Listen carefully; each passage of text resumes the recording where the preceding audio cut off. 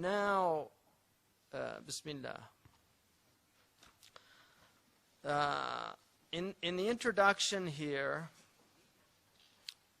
he says, Bismillah ar-Rahman ar-Rahim, قال الشيخ الإمام أفضل المتأخرين قدوة الحكماء الرازخين أثير الدين al-Abhari طيب الله الثراء وجعل الجنة مثواه بسم الله الرحمن الرحيم نحمد الله على توفيقه ونسأله هداية طريقه ونصلي على سيدنا محمد وعلى عترته أجمعين أما بعد فهذه رسالة في المنطق أوردنا فيها ما يجب استحضارها لمن يبتدئ في شيء من العلوم مستعينا بالله إنه مفيض الخير والجود. So he's saying here that the Shaykh, the Imam Athir al-Abhari, who was one of the scholars, he was a Hanafi scholar, and he's a 13th century scholar, contemporary and in the area of Fakhruddin al-Razi and others. He died in 1263 and lived in Iraq and Central Asia. He wrote a lot in what are called the aqliyat, and he was also a falaki of some note. So he was an astronomer. And then he says, may Allah purify the earth that has his body, وَجَعَلَ الْجَنَّةَ مَثْوَى, and make paradise his final abode. And then he says, Bismillah ar-Rahman ar-Rahim. The Prophet said, كُلُّ شَيْءٍ ذِي أَمْرٍ وَذِي بَادٍ لَا يُبْدَأُ بِبِسْمِ اللَّهِ الرَّحْمَنِ الرَّحِيمِ فَهُوَ أَبْتَرْ أو أقطع أو أجذم. So anything that is momentous or important and it doesn't begin with Bismillah ar-Rahman ar-Rahim and in a riwayah bi Alhamdulillahi Rabbil Alameen, then it's cut off. And they say it's cut off from the barakah of it, the blessing that comes from it. So he's beginning Bismillah ar-Rahman ar-Rahim, and this is ibtida idafi, not haqiqi, because it begins qara Shaykh al-Imam above. So Bismillah ar-Rahman ar-Rahim, nahmadullah ala tawfiqihi, I praise Allah because of this tawfiq, ala tawfiqihi. Praise can be because of attributes, because of things that are done. There are different reasons why we praise. So here he's praising Allah subhanahu wa ta'ala that he has gifted us with tawfiq. And tawfiq is the opposite of khidlan. Tawfiq is when Allah subhanahu wa ta'ala enables you to do what is pleasing to Allah. That's tawfiq. If Allah enables you through your free will to do what is displeasing to Him, then it's khidlan. So we ask Allah for tawfiq. It's one of the things that Muslims ask Allah, that we do the right thing, because we're accountable for our actions and we have free will. We believe that we have free will, that we can act according to our irada, our will, irrespective of what, even though most argue determinism when you get into scientists, and even if they argue that even before your thoughts there are neurological events or hormonal events that precede your thoughts themselves. You know, there's these arguments that these happen. That all of that is irrelevant, because Allah is the one enabling you. The istita'a is from Allah subhanahu wa ta'ala. So He's the enabler, and He knows what you're going to do, and He will, if He gives you the ability to do a good thing, then it's His tawfiq. If He gives you the ability to do a bad thing, then it's that He has withheld that tawfiq. And then he says, وَنَسْأَلُهُ هِدَايَةَ طَرِيقِهِ, and we ask Him for guidance on His path. And the path is, tariq is just the path. In technical vocabulary, the the Sharia is the outward path and the tariqah is the inward path. So you have the suluk al-Zahiri and the suluk al-Batini. The suluk al-Zahiri is the fiqh, and the suluk al-Batini is the tasawwuf, the tasfiyah, purifying the heart. And then obviously you have what's called the haqiqah. So the tradition, they talked about the sharia, the tariqah, and the haqiqah, which is the arrival through the two. You need the two, the inward and the outward road. وَنُصَلِّ عَلَى سَيِّدِنَا مُحَمَّدٍ صَلَّى اللَّهُ عَلَيْهِ وَسَلَّمَ. A lot of the earlier books don't use Sayyidina. It's more of a later edition. You will find in the earliest editions of Imam Jazuli's Dalai al-Khairat, there's no Sayyidina, but the later Jazuli put Sayyidina in it. So in all the places where it's read with Sayyidina. The Prophet ﷺ, there's a hadith where somebody said Sayyidina, and he said, Bal Sayyidukum Allah, your Sayyid is Allah. That's a Sayyid al-Mutlaq, the absolute Sayyid. But the Sada that are relative here on the earth, just like you can use Rabb for an absolute meaning, Rabbul Alameen, and you can also say Rabbul Mal, Rabbul Bayt, Ana Rabbul Bayt. So that's a relative meaning. And the same is true for Sayyid. The Quran calls Yahya Sayyid, and the Prophet ﷺ said about Mu'adh ibn Jabal, Sa'd ibn Mu'adh, Qumu li Sayyidikum, get up for your Sayyid. The Sada are the... so if you ever hear anybody say that, it's not proper to say that, it's not true. وَعَلَىٰ عِتْرَتِهِ أَجْمَعِينَ. And the itra are his family, and that's based on two hadiths. The hadith in the Muwatta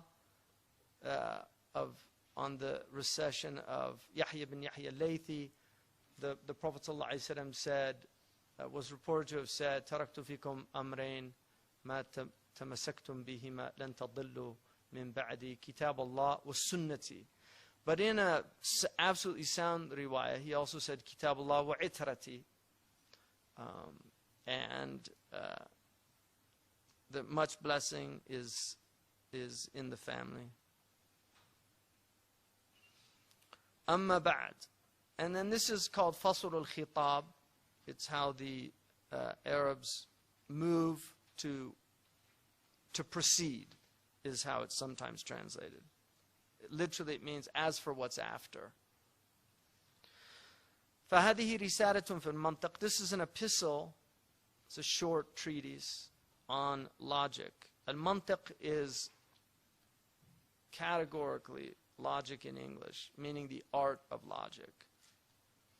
And then he says that we have placed therein all of which must be immediately accessible. In other words, you have to be able to تستحضره. You have what's called ready at hand. Present at hand is whatever you're doing. Like if I'm writing something, then it's present at hand, my ability to write. But if I know how to write, it's ready at hand. So I can write when I want. Like if I'm driving a car, that act of driving is present at hand. I'm doing it at the time. If I have the ability to drive a car, it's ready at hand. So what he's saying is that you should be able, this should be ready at hand for you to draw on these meanings. لِمَنْ يَبْتَدِئُ فِي شَيْءٍ مِنَ الْعُلُومِ. And this is for anyone who's going to begin to study something from the sciences. And the sciences here means the ulum, from the Latin sense of it, scientia, to know. So it's knowledge. So science is not, in the modern English, we use science to specifically mean a certain type of knowledge, scientific knowledge. Now we have the hard sciences, the soft sciences, so social sciences. But that's a closer meaning. The idea of science is not differentiating between hard and soft. Anything that is something that can be known and it's been codified, organized, then it's called a science. So science is organized knowledge, because you can have disorganized knowledge. You know a lot of facts about different things, but it's not organized. That's a type of knowledge, but it's not a science. A science is organized knowledge. So he's saying, if you're going to study any organized form of knowledge, then it's necessary for you to know these things. So I'm going to give you the basic things that you need to know before you go in to that science. And then he says,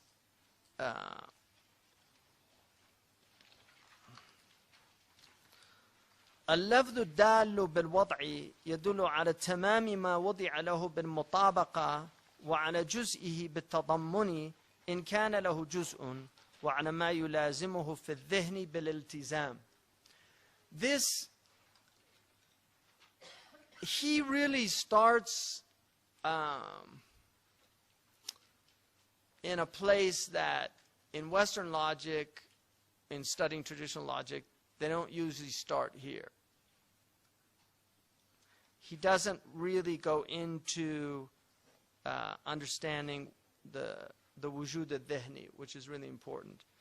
But what he's talking about here is a lafz al-dal, is an articulated term.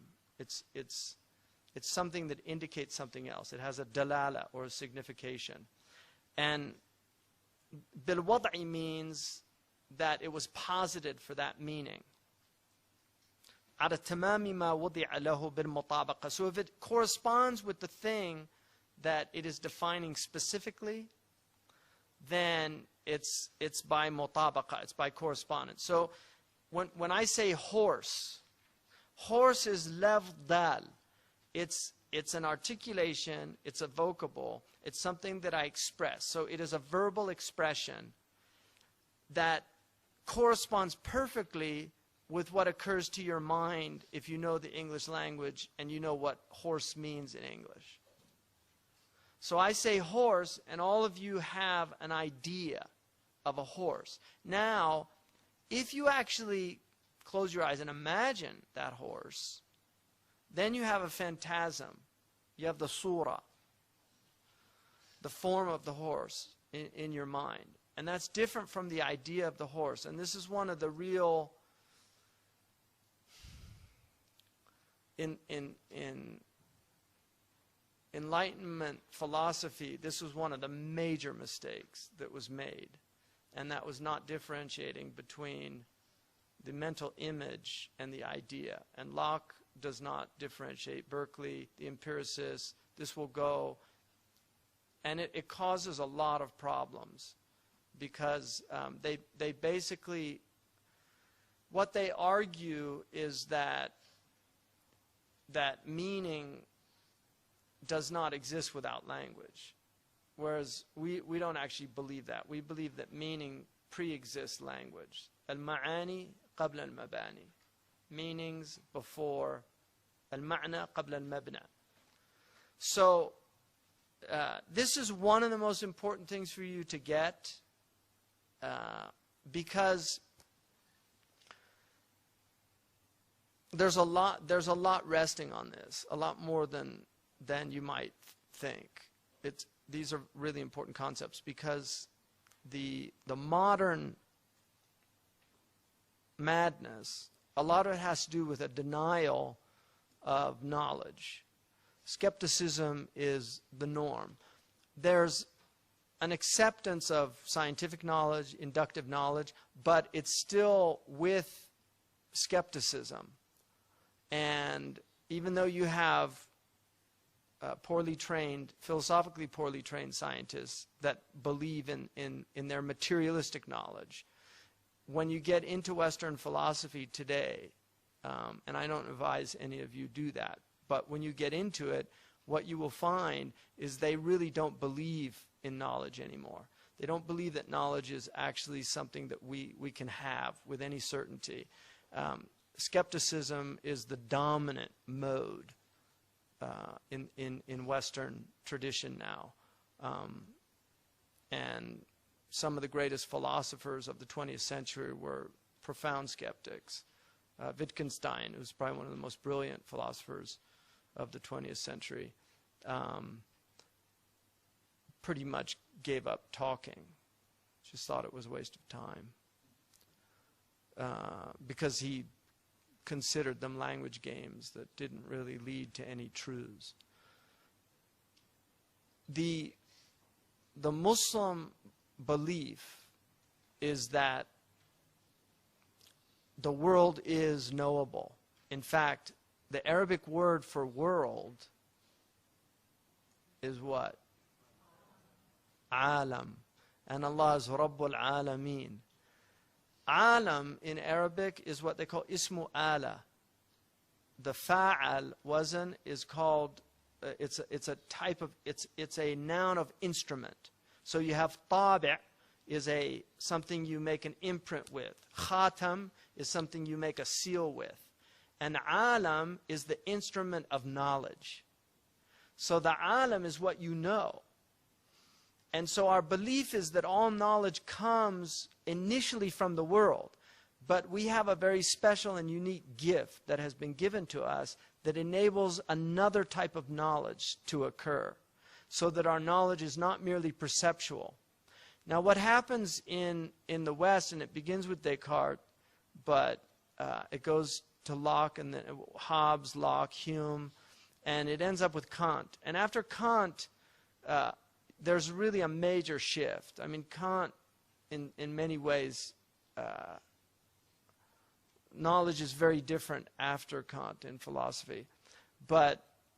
And he called it his Copernican revolution, his great discovery. And his discovery was that reality is not informing us, that we are informing reality. And this is very much a postmodern articulation when they say things like seeing is not believing, believing is seeing. You know, it's an inversion. And this is one of the signs of the end of time, is what's called qalb al-haqa'iq, which is the inversion of realities. And this is mentioned in all of our books, that in the end of time, order is turned upside down. So the child orders the parent around, and not vice versa. The worst people are the people in power. They're there for self-service, not for benevolence or to rule. They're there to rule for themselves. So here's what I want you to understand from this. The first thing that enables us to know anything is called a simple apprehension, tasawwur, a tasawwur as-sadij. And it's simple because it's immediate. It's grasped immediately. There's no mediation. There's no discursive thought that's needed. When you see an apple, you just grasp what it is. That's a simple apprehension. And it's simple because there's also no judgment on it. You're not making a judgment. So when you see something and you have a tasawwur of it, that's your apprehension of it. Now, when you see it physically, as I'm looking at that cup, I have a perception of the cup. That's called a percept. So I'm perceiving the cup. When I turn away and I say, can you see that cup? I'm not perceiving the cup, I'm conceiving the cup. So the concept is in the mind. The percept involves the mind and the material object that you're seeing, because you have to have this perception of it. Now,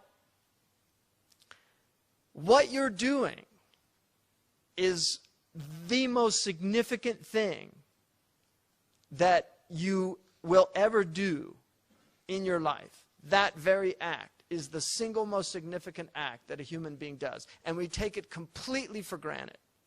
And we have no idea what we're actually doing. But what we're doing is so sophisticated and so complicated. And no computer can do this.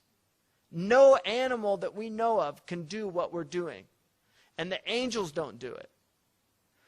So when Allah subhanahu wa ta'ala said, إِنِّي جَاعِلٌ فِي الْأَرْضِ خَلِيفَةً وَإِذْ قَالَ رَبُّكَ لِلْمَلَائِكَةِ, He said to the angels, إِنِّي جَاعِلٌ فِي الْأَرْضِ خَلِيفَةً قَالُوا, they said, أَتَجْعَلُ فِيهَا مَنْ يُفْسِدُ فِيهَا وَيُسْفِكُ الدِّمَاءَ وَنَحْنُ نُسَبِّحُ بِحَمْدِكَ وَنُقَدِّسُ لَكَ.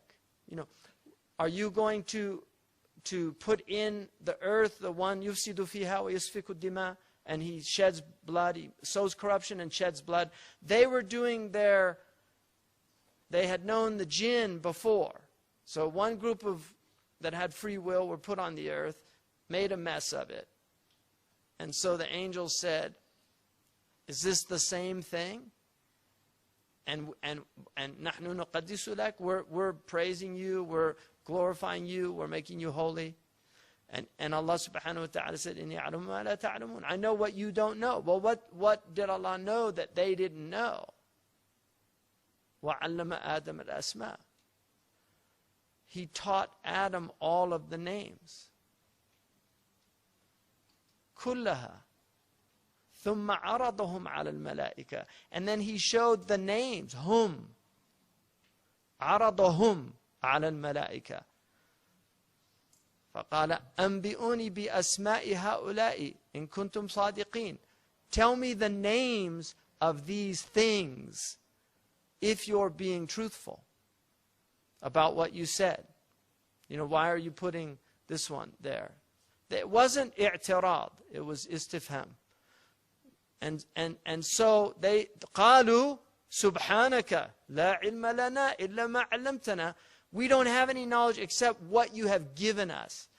They're programmed in that way.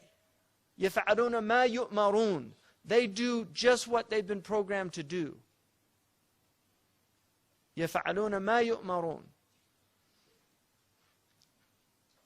And then, right, He said to Adam,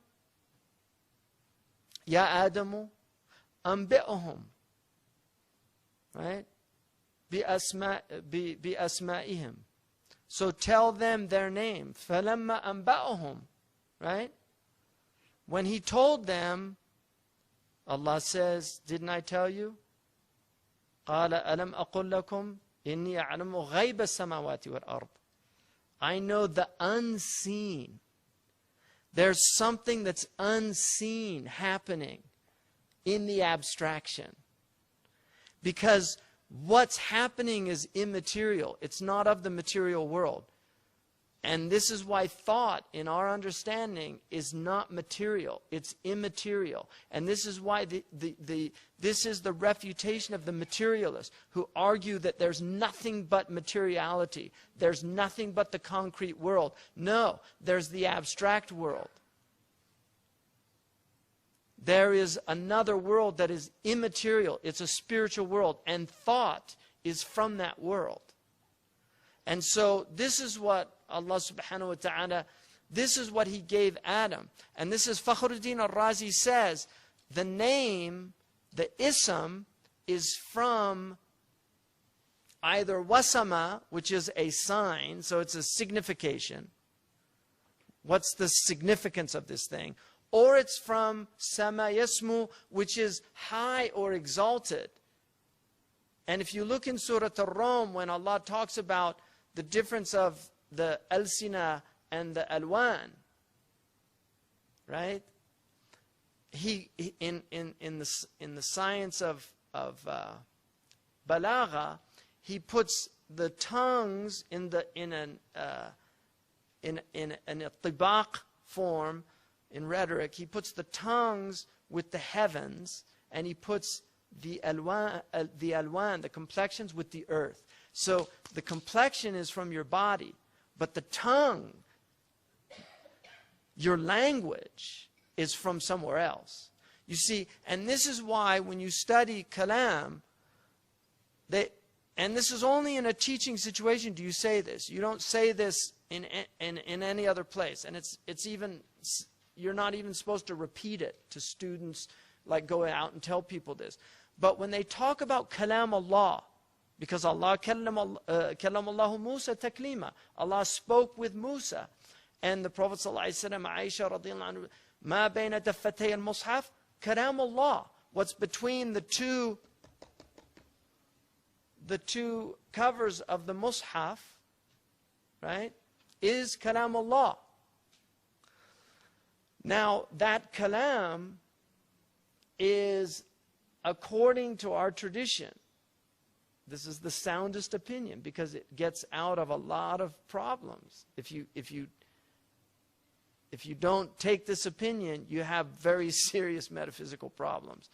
And you end up basically asserting the same thing that the Christians asserted, which is the idea that God can come into the world in his attribute, the attribute of his logos, that it could come into the world in the incarnation.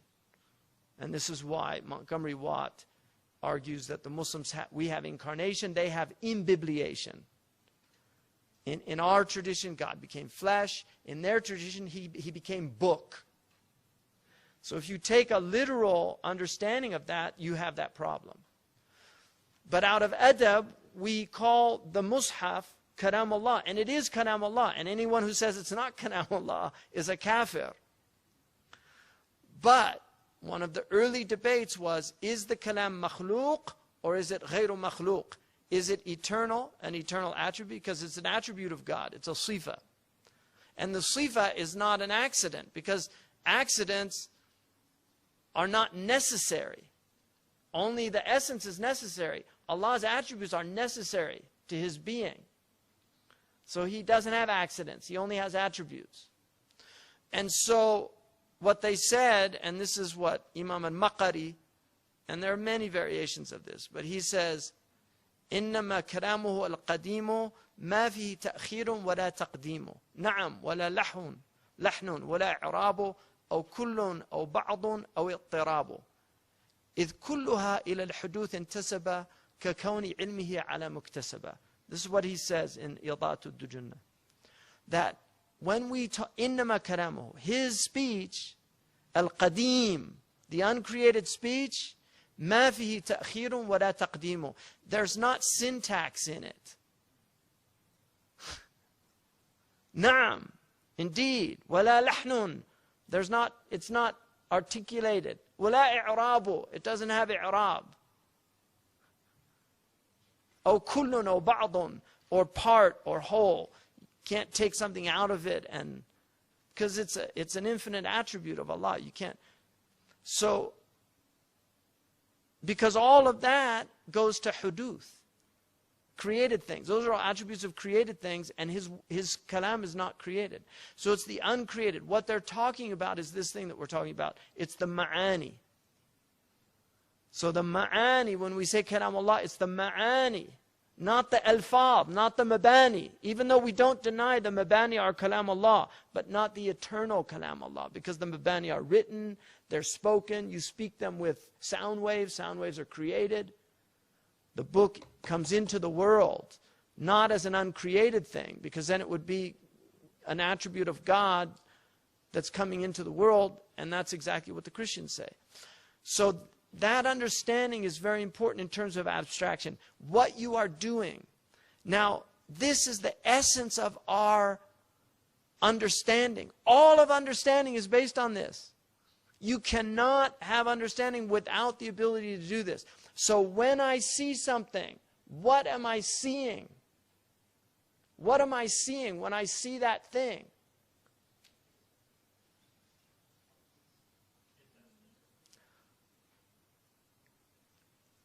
If you understand it, if you get a tasawwur of it, you're seeing its essence. And what is its essence? Its essence is the oneness in its multiplicity. And this is why I can call any glass a glass, because it's a universal, one out of many. In other words, what you're doing is you're tuwahidu. You are unifying the concept. It's tawheed. And you're doing it all the time, because that's what you were created to do. You were created to see one in many, one in multiplicity. That's what the human is created to do. And this is Abu al-Atahiyya says, وَيَا عَجِبًا كَيْفَ يَعْصَى الْإِلَهُ أَمْ كَيْفَ يَجْحَدُهُ الْجَاحِدُ وَلِلَّهِ فِي كُلِّ تَحْرِيكَةٍ وَتَسْكِينَةٍ فِي الْوَرَى شَاهِدُ وَفِي كُلِّ شَيْءٍ لَهُ آيَةٌ تَدُلُّ عَلَى أَنَّهُ الْوَاحِدُ. That how wondrous that anybody could disobey Allah. How strange it is that anybody could disobey Allah. وَعَجِبًا كَيْفَ يُجْحَدُ كَيْفَ يُعْصَى الْإِلَهُ أَمْ كَيْفَ يَجْحَدُهُ الْجَاحِدُ. Or how could an atheist deny him? And God has in everything that's moving and every still thing, everything that's moving and every still thing in creation, a testimony, a shahid. And what's the shahid saying? Ana wahidun. In every single thing in existence, there is a witness saying, I'm one. That glass is saying, I'm one. And when you understand me, you understand I'm one. Even though I have many, many particulars, you have grasped my universal essence. And that's why you can apply that essence to any particular. And so, the oneness, that ability to pull that oneness out is abstraction. Tajreed. It's istikhraj al-kulli min al-juz'i. It's taking the universal out of the particular. And that's how we communicate. Now, there are a group that says that doesn't happen. It's impossible. It's rubbish. And they're called nominalists. They say there's only names. But Allah subhanahu wa ta'ala says in the Quran about those who worship idols without reality, without essences. مَا هِيَ إِلَّا أَسْمَاءٌ. They're only names. سَمَّيْتُمُوهَا أَنْتُمْ وَآبَاؤُكُمْ. They're only names. You named them. They have no real meaning. So what he's saying is, when you speak about real things, there's the name and then there's something else. And then he says, سَبِّحْ اسْمِ رَبِّكَ. Glorify the name of your Lord. Because the name of your Lord is not just a nominal phenomenon. The name of your Lord indicates the essence of your Lord. And the essence of our Lord for us is existence. Because that's what's knowable about his essence. That's what we can know. And in that way, he's not unknown. And so we define him by wajib al-wujud. He is the necessarily existent. So that is what human beings are. It's an amazing thing. It's an incredible thing to be able to do that with everything, and that's how we communicate. I saw a man yesterday. How do you know what a man is? Because you have the universal concept of the one in the many. And that's why when you look at a dog, what does a dachshund have to do with a Great Dane? Seriously, or a Chihuahua? What does a Chihuahua have to do with a Great Dane? The size is not important. They share the same essence, which is that they have dogginess. That's what it is. It's dogginess. That's what we call the abstraction. We use like words that end with S, happiness, dogginess, or ty, beauty, humanity. These are all talking about abstractions. Nominalists deny their existence. They say they don't exist. Conceptualists it's a nominalism light. They say that we'll accept that it has a kind of mental existence, but it's not real. And so nominalists will argue that there's no universals. The Kantian version of it is that our mind just tricks us into lumping you all together. But the reality of it is you're all just separate little entities that have nothing to do with each other. It's just the mind plays a trick on you. And this is the same argument that Dawkins used about evolution, the selfish gene. that all these things, design is, it's all a trick. There's not really design out there. If you really understood it, you'd understand that it's all randomness. It just looks like design. I mean, these are their arguments, and this is the aqidah to shaitan. Just because what does shaitan do when he sees Adam? What does he say? What does he say when he sees Adam? Like he's told to bow down. Why won't he bow down? He's made out of water and earth. He couldn't see the essence. He's a nominalist. Shaitan is the first nominalist, and it's his creed. He couldn't see the essence. All he could see was the material form. He could not see the immaterial reality, which is articulated in thought and understanding. He couldn't see it. And that's why these people are trapped in a diabolical philosophy that doesn't enable them, it doesn't allow them to open up to understanding. The scholastics, they said, we understand to believe, and we believe to understand. سَأَصْرِفُ عَنْ آيَاتِي الَّذِينَ يَتَكَبَّرُونَ. Allah, I will remove my signs from arrogant people. And anybody, at least be agnostic and say, I don't know. But no, there's no God. Your imaginary friend. You know, I mean, it's going to be interesting because we're actually going to see them, according to the Quran, going into hell. And you know, because they used to, وَإِذَا مَرُّوا بِهِمْ يَتَغَامَزُونَ. When the believers go by, they're all nudging and look at those idiots. أَنُؤْمِنُ كَمَا يُؤْمِنُ السُّفَهَاءُ. Do we believe like fools believe? It's the same stuff. They say the exact same stuff. They're not even original.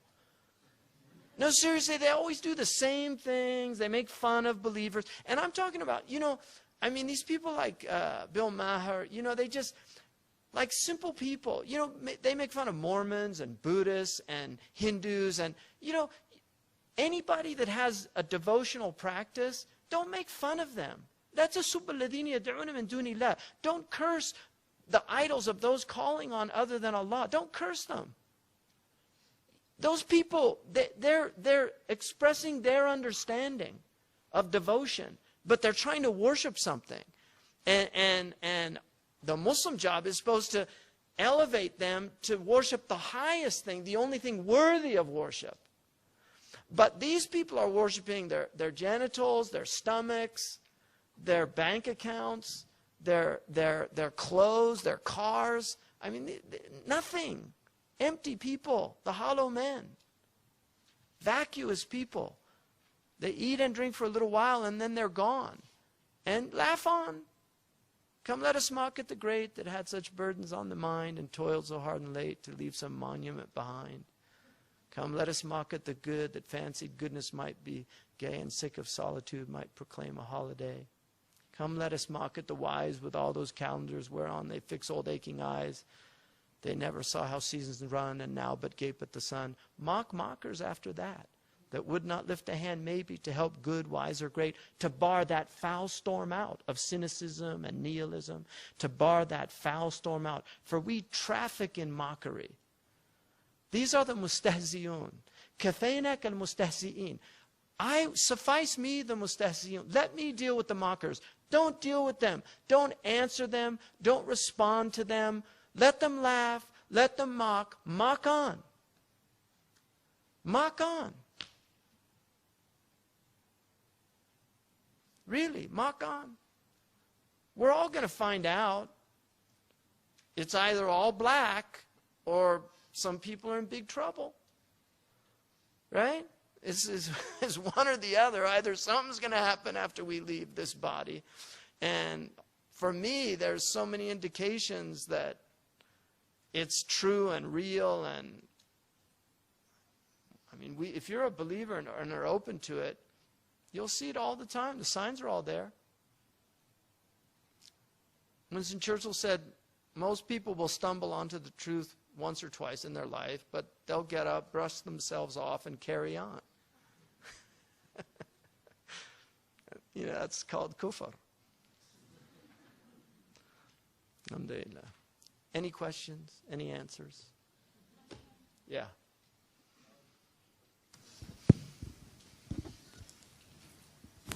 So you talked about the recognition of the essence. What is the Muslim differentiation between what we understand of the essence and abstraction and what Plato's forms were? Excellent question. I've got a really good group this year. So you guys are just asking the right questions. Plato believed that it was impossible for us to be doing this if we didn't have some knowledge of it prior to this world. Because he said it's just such a complex event that's occurring when we do that. So he said there must be original source forms that we saw in another place, and we're remembering them. So he believed that there were the archaei, or the archetypes, and they were in this perfect world. So there was the perfect circle and the perfect triangle. It was all there. And we saw all these things. And Ibn Arabi was of the opinion that he called them the a'yan al-thabita. And this is what Adam was shown. And because Adam was shown these things, this is where the recognition comes from. So he would probably be closer to a Platonic understanding of that. And I think Imam al-Ghazali would. But not all the scholars would agree with that, obviously. So, but Aristotle took the position of what's called moderate realism.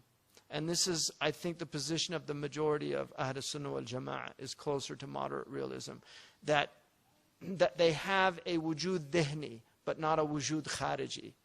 So they do have an existence, but it's an immaterial existence in our understanding. They don't have an actual existence outside of our understanding. Is that clear? Yeah. So there's a region of the brain that's responsible for recognizing and assigning names. So sometimes when people have strokes, they won't be able to give names to objects. Right. Like so, the Broca's yeah, area. the Broca's area and right. even beyond it. So how exactly do you explain that in regards to abstraction? Yeah, and that's, this is something that our scholars talked about, because like Abu Hanifa said that consciousness resides in the brain, because he noted that when people got hit sometimes in the head, they would lose the ability to speak. So that was his kind of istidlal. The other three, Imam Malik and Imam Shafi'i and Imam Ahmad, said it's in the heart, because Allah says, لَهُمْ قُلُوبٌ لَا يَفْقَهُونَ بِهِ. And so they differentiate between the muldihat, like a diya of the head and the heart. Like you have two diya if you hit the head and knock them out. So it's an interesting kind of fiqh problem. But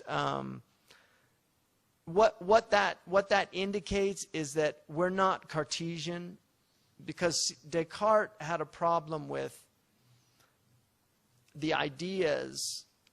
He considered that the ideas were completely separate, and we actually see that there's that we don't have a dualism like that. That the body is resurrected. That our consciousness is, the body is part of our consciousness, and so it's the instrument that carries the consciousness. But the consciousness is immaterial. But it's still it's necessary for that while we're here. I mean, obviously, when our bodies die, the consciousness continues on, right? But there's another type of body, the ethereal body. So, and that's why we don't really consider like what they call brain dead or vegetative life. Most of our ulama don't permit the euthanasia, because they believe that the soul is still, there's a type of consciousness there. And we know that people that have been in comas sometimes came out being aware of things that had happened around them. That does happen. So that's the best I can do. I mean, it's...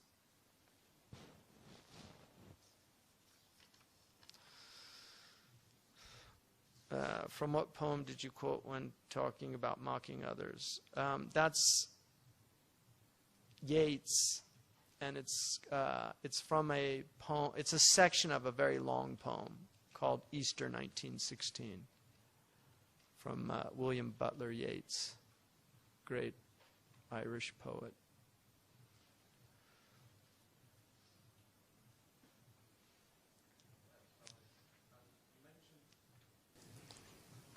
Assalamu alaikum. You mentioned the word phantasm. Yeah.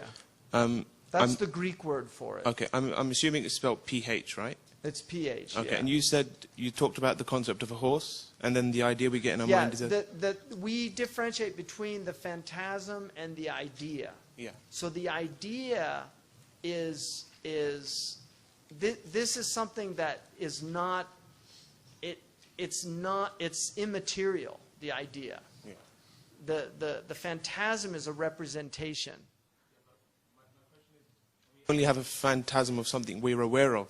It's a really good question, because it's a problem, and the argument that Locke and others make is that you can't have a real concept of, you have to imagine a triangle. Do you see? You always have to, and it'll be, you'll always have to imagine it in some way. You can never imagine it as that pure, undifferentiated reality, which is the idea. But our scholars differentiated between the idea and the image, and that's when you get into the wujud al-dhihni. That's where they differentiate between that, because the wujudat are four. When you have kalam, like kalam, if you study grammar, they have al-kalam, like Ibn Jarrum says, lafdun, murakkabun, mufidun, bil-wad'i. He's talking about a dalala al-wad'iyya, which is what he's talking about here. He's talking about the oral term. The oral term is not the kalam which عند اللغويين, right? So عند المتكلمين, the kalam is the ma'na. إن الكلام لفي الفؤاد وجعل اللسان على الفؤاد دليلا.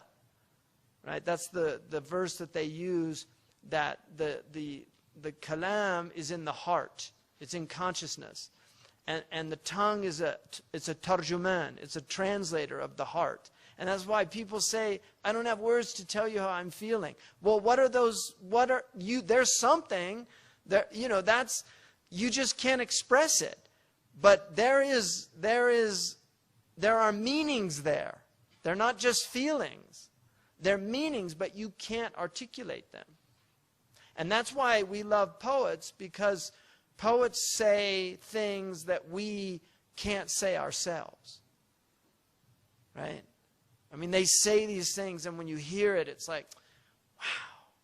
I mean, that's why people love, like, Rumi, Maulana Rumi, because they read things, and he's articulating a universal. The poet he's universal in that way, because he speaks across time and place.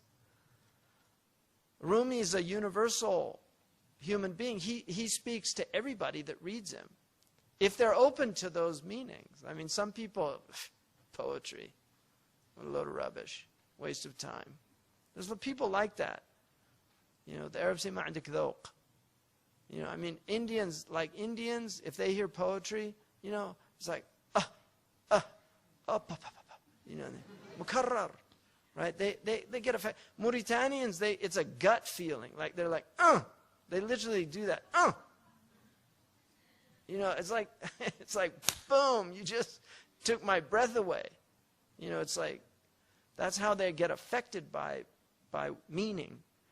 See, the ibra in Arabic, ibra, i'tibar. See, abbara means to express. The ibara is the expression. The ibra is the lesson, what's discerned. Ma'bara is a bridge, because it's taking you through words to meanings. It's taking you, the mabani take you to the ma'ani, but they're not the same. And when you have that, fa'tabiru ya ulil abasar. What kind of basar? It's the basira. It's the inner eye. Fa'tabiru ya ulil absar. And that's why the abra is the tears, because when you get the abra start flowing. The meanings can be so powerful that it brings tears to your eyes. And that's an expression of, it's overflowing. You're overflowing. You're filling up with meaning. And it has to come out in the form of those tears.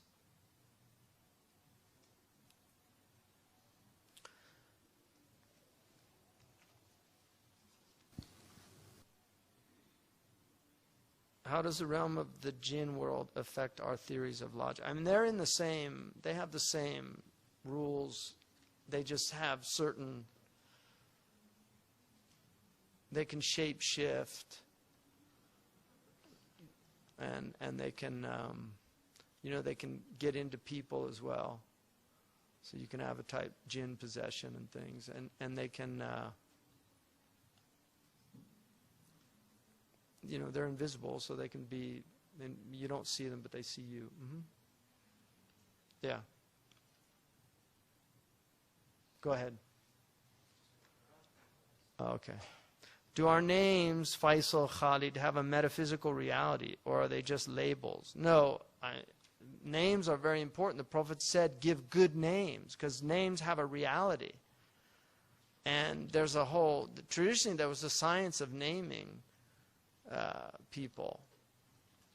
So, some people still know how to do that. But names are really important. I mean, the Prophet's name was given in a dream. So, his name, Muhammad, I mean, if that's not evidence that names have meaning, what does?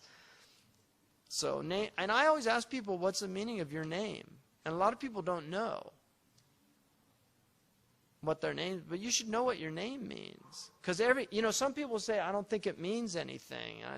Unless, I mean, there's certain names like that they use now in modern, and they've proven that those people are destined, in Freakonomics, they talk about how people that are given these meaningless names it's almost like a death sentence in terms of their upward mobility in a society. I mean, you should name them after great people or beautiful things. Like, look at the Muslim names. They're so beautiful.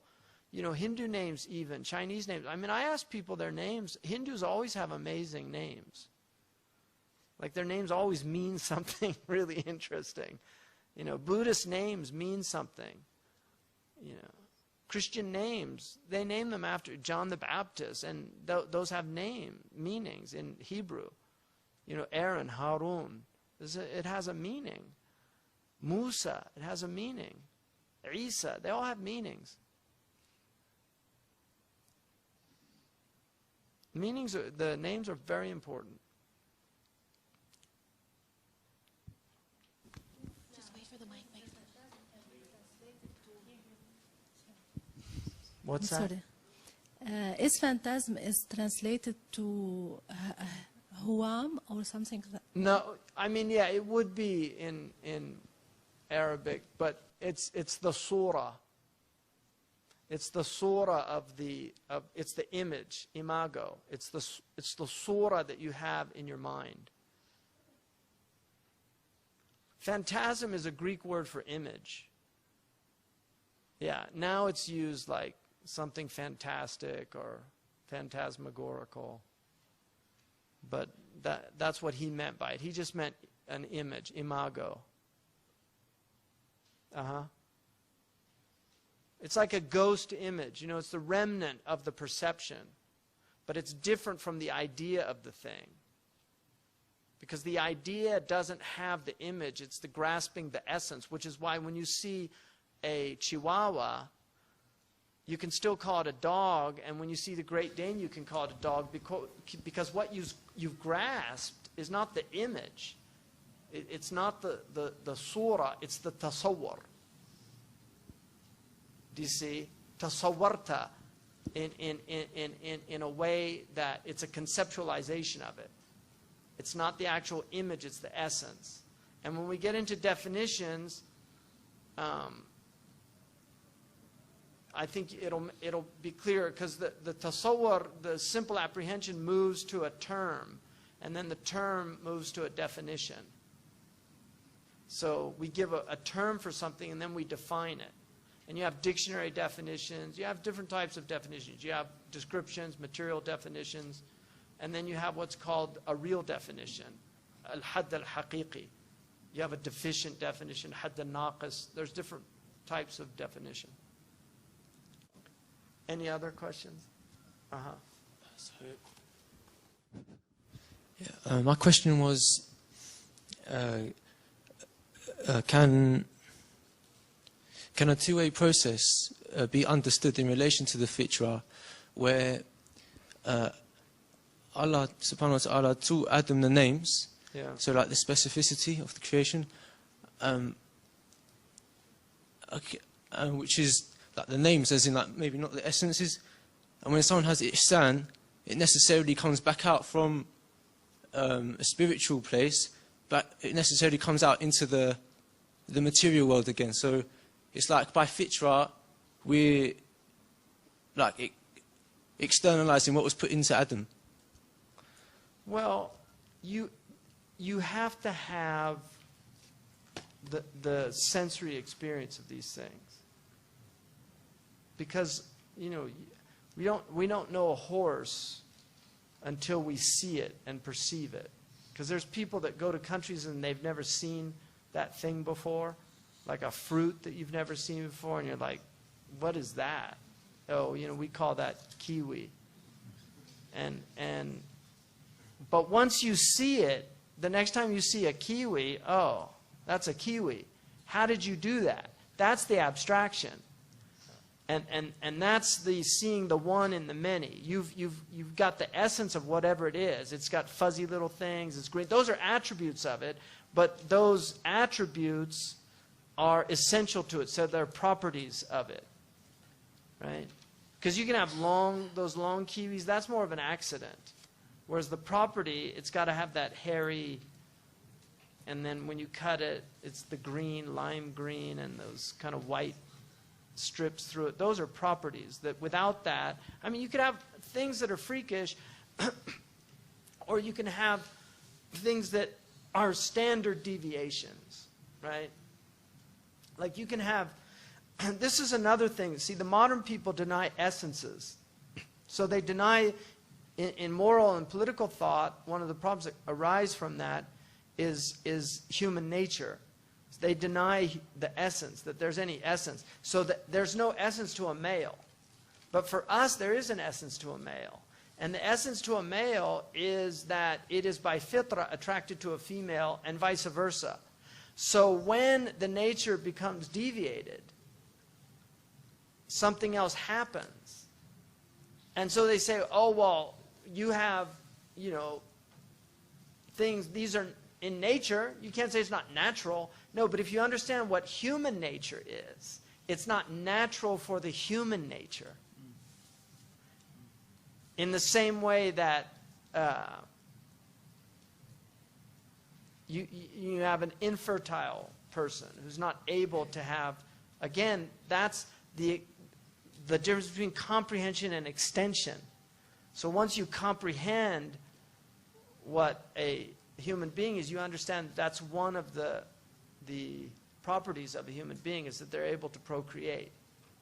But if a person doesn't have that ability, it's in the same way that we were talking about the brain. If they lose that ability, there's something wrong with the instrument of procreation. But they have that potential there. It's just not actualized in that particular. And that's why marriage, even if it's childless, it's still a moral commitment. See, there's people that are arguing now that marriage can be between a man and a man. That's an argument. That's not the marriage of this tradition. Right? This tradition says, no, marriage is a moral bond. In our tradition, it's a moral bond. It's not it doesn't have the same type of force that it has in Christianity, because Christianity, in traditional Christianity, I mean, Protestantism changes, but in traditional Christianity, you can't get a divorce. You know, marriages can be annulled, but that's another thing. That's like a khula. But in traditional Christianity, you can't get a divorce because it's actually they consider it a sacred bond, whereas for us it's a moral bond that has sacred components, obviously, but the actual bond, the mithaq, is more of a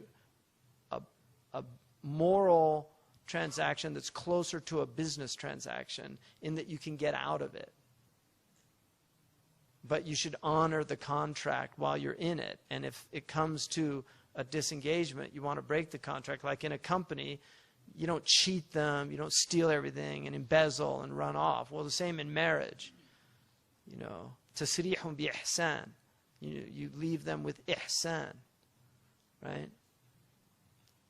Does that make sense?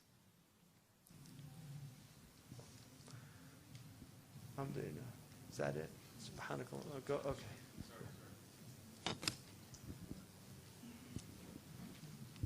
You know, in the very beginning it said immediately accessible in one's mind. Yeah. Does that mean it's natural to us? It's in our fitrah? Yeah, absolutely. It's in our fitrah. And we obviously recognize it. Now, whether those are innate ideas or the abstraction comes out of the sensory perception and that's a gift, it's a divine gift, they differ on that.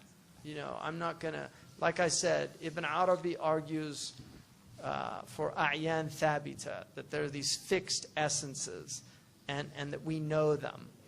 And this is what Adam alayhi salam saw. And so when we see them, there's a type of remembrance. That's one view. The other is that it's the perception of it creates that there's a correspondence between what we're perceiving in our mind. In other words, the world is conformable to our cognition, right? What modern, the Kantian and Humean, all these later philosophers, what they argue is that it's the mind that's projecting reality onto the world. The world is not informing us of what reality is. Whereas our tradition, we believe it's a fitra thing. Allahumma arini al-ashya kama hiya. Show me things as they are. Right? Show me things as they are. So it's a very counterintuitive approach, but it's really seized the modern world. In terms of people that are thinking about this stuff, I mean, obviously, most people are thinking about the price of tomatoes. But the people that think about this stuff have really fallen into some very serious pitfalls as far as our tradition's concerned. Last one, yeah. I was on the topic of fitrah. Can we say then if someone isn't able to discern that sense of essence, do they have a corrupted fitrah?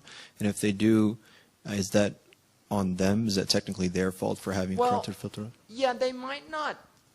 People might not grasp it, but if they're sane and they're rational, they're abstracting. They might have a difficult, because these are abstract concepts, so they might have a difficulty understanding it, but they're still doing it. And if they can, the real purpose of it is to abstract the real one from all of this multiplicity. It's to see what is the ground of being? What's the essence of this thing that we call al-kawn? What is its essence? And its essence is the reality of the one that's sustaining it. Yeah, I mean, because it can't exist without God. My question is that, I mean, you kind of see from talking to people sometimes that they don't really, I don't want to say they don't have that capacity, well, but there's people that Allah describes them as summun bukmun umyun, fahum la yubsirun. They're blind, deaf, and dumb. And the thing about, I think it's a perfect description because Helen Keller, if you read that story that I told you about the other day, that's what she couldn't do. And she was blind, deaf, and dumb. And when she got it, the abstraction, a light went off. She was enlightened. And so there are people that are blind, deaf, and dumb for whatever reasons. Like, I don't know why they are. I don't know. I mean, that's just, we don't have access to that knowledge of why there are kuffar. Allahu A'lam. You know, we don't know why people, you know, things are so clear to you or me, and they're not clear to somebody else. And we see that with mathematics. Some people, they just get it. Now, I've got a couple of my sons, man, I'm like, explain that again? You know, and I had my 6-year-old was like running rings around me. You know, so they just have that gift, you know, they get it really quick, and they got it at school. You know, my oldest boy, he just, math was just, it's like he just remembered it. So my mother told me that about her experience of geometry was she just knew it. She didn't need to study it. When she was in high school, she just knew it. And that's definitely a Socratic argument. I mean, Socrates is arguing that in the Meno and some of the other dialogues.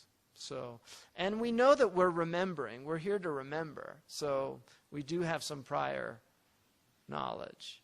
I mean, we've been in another world. A lot of us have seen each other in that other world. Because the Prophet said, al-arwahu junudun mujannada. The souls are regimented in like army regimentation. So you have souls that you're in the same regiment, you know, and that's why you have that affinity. You like those people because you were with them in that primordial world. And so you remember that in a subconscious way. And some people you just have no affinity at all with. It's like, just, you know, get out of here. So, the concept happens within. It's in your understanding. Yeah. The percept is the interaction between your intellect and the material thing. So when you're perceiving something, it's through your 5 senses. So if you smell a smell, you know, like if you have like perfume, somebody comes into the room who's wearing perfume, you smell that, you're perceiving that through your sense, the 5 senses, through that sense of smell. When you remember the fragrance, that's the concept. Yeah, the perception precedes the conception. Yep. And that's why inna sam'a wal basara wal fu'ada kullu ulaika kana anhu mas'ula. Or inna sam'a wal basara wal fu'ada or al af'ida qalilan ma tashkurun. You know, وَجَعَلْنَا لَكُمْ السَّمْعَ وَالْبَصَرَ وَالْفُؤَادَ. You know, we gave you hearing, sight, and understanding. Fu'ad is from fa'ida, you know, to benefit from your hearing and your seeing. And the benefit is to abstract and to learn. And that's why concrete nouns in grammar, we call them concrete nouns, right? You have concrete and abstract nouns, like liberty is an abstract noun, but Zayd is a concrete noun. They're both in logic considered abstract.